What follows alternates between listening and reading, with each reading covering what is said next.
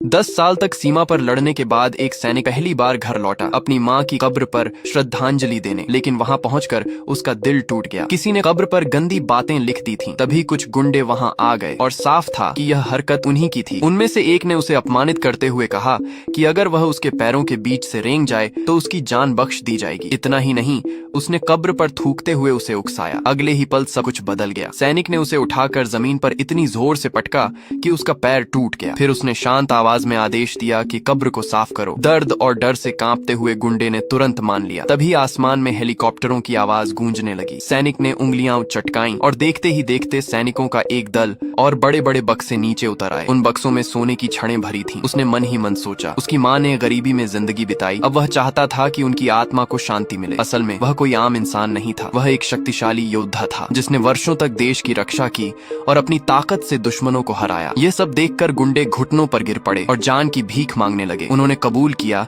कि वे किसी बड़े परिवार के आदेश पर काम कर रहे थे, लेकिन सैनिक का फैसला साफ था। उसने उन्हें सजा दी और वहाँ से चल पड़ा। आज उसी परिवार के घर शादी थी और वह बदला लेने जा रहा था। कुछ ही देर में वह शादी के स्थल पर पहुंचा। सबके बीच जाकर उसने आराम से एक कुर्सी खींची और बैठ गया। उसकी बेपरवाही देखकर गार्ड उसे बाहर निकालने आए, लेकिन उसने एक झटके में उन्हें दूर फेंक दिया। गार्ड हैरान था, इतनी ताकत होते हुए भी वह उसके सामने टिक नहीं पाया। होटल का मैनेजर गुस्से में आया और उसे धमकाने लगा, लेकिन सैनिक की एक नजर ही काफी थी उसे पीछे हटाने के लिए। तभी होटल का मालिक भी आ गया, जो उसे नीचा दिखाने की कोशिश कर रहा था, लेकिन सैनिक ने सिर्फ एक कदम आगे बढ़ाया और वह खुद उसके सामने घुटनों पर आ गिरा। जैसे ही माहौल और तनाव पूर्ण हुआ, शादी वाले परिवार का युवा सदस्य सामने आया। उसके आते ही वहाँ मौजूद लोग और भी अकड़ने लगे, लेकिन सैनिक ने बिना हिचकिचाए होटल मालिक को खत्म कर दिया और सबको चुप करा दिया। अब परिवार का बुजुर्ग सामने आया। उसने घमंड से कहा कि अगर सैनिक उसके 10 वार सह ले तो वह उसे सिर्फ पैर तोड़कर छोड़ देगा। सैनिक ने ठंडे स्वर में पूछा, कब्रिस्तान में जो हुआ उसके पीछे तुम ही थे? यह सुनते ही बूढ़े के चेहरे का रंग उड़ गया। उसने तुरंत अपने आदमियों को फोन करने को कहा, लेकिन जवाब मिला, वो तो पहले ही मारा जा चुका है। अब उसका गुस्सा चरम पर था। उसने हमला करने की ठानी और गरजते हुए कहा, आज तुम यहाँ से जिंदा नहीं जाओगे। लेकिन उसे अंदाजा नहीं था कि वह किससे टकरा गया है।